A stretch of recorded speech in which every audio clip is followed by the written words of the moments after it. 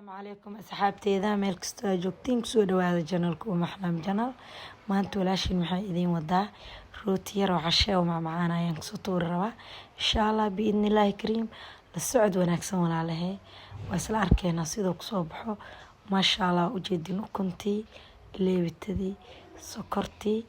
caano qandaca ayaa meeshan kusoo shubay maasha Allah tabarakallah ila arkay asxaabteeda sidoo rootiga kusoo baxo insha Allah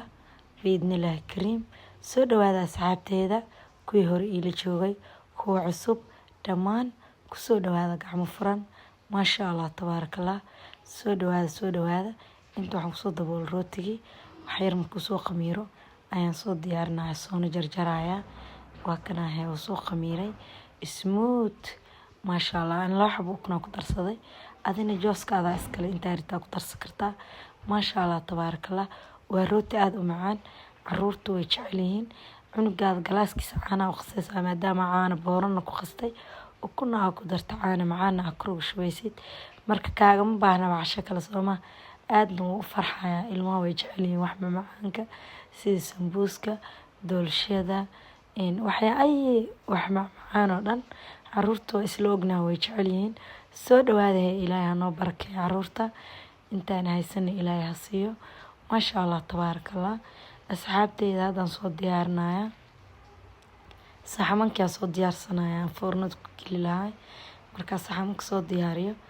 ayaa isla arki doonaa rootiga insha Allah biidnillaahi kariim haduu Ilaahay yiraahdo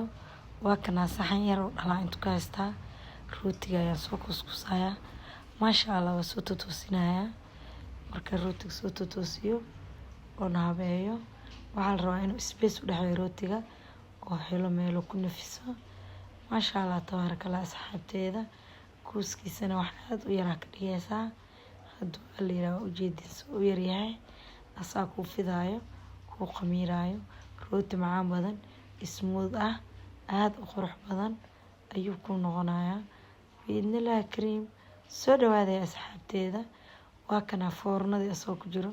sida taas ay u gudutay maasha Allah tabarakallah soo dhawaada inta mid kale toohay saxan macdan ayaan ku galiyay rooti dahabi ah kori hoos gaduudan maasha Allah inaba caadi ahayn laga sheekay karin saxaabteeda adikana ka faa'iideysta anna waan ka faa'iideystay waa ka caani macaanka ayaan ku soo dadaadiyay inaba caadi maaha caruurta aad ayay u cunayaan kasoo tuuray asxaabteeda waa wax basiid ah waqti ka qaadanaynin saacad dhan inkee ka qaadanaynin caruurtana ay ku farxayaan wax waliba waxa muhiim ah caruurteena inaan ka hormarino marka loo dadaalo caruurta asxaabteedii halaasna dhiirigelinayga tahay meel kasta oo joogtiin hooyo kasta caruur u joogto halaga soo tuuro macaankan insha Allah biidnillaahi kariim maasha Allah tabarakallah sheerta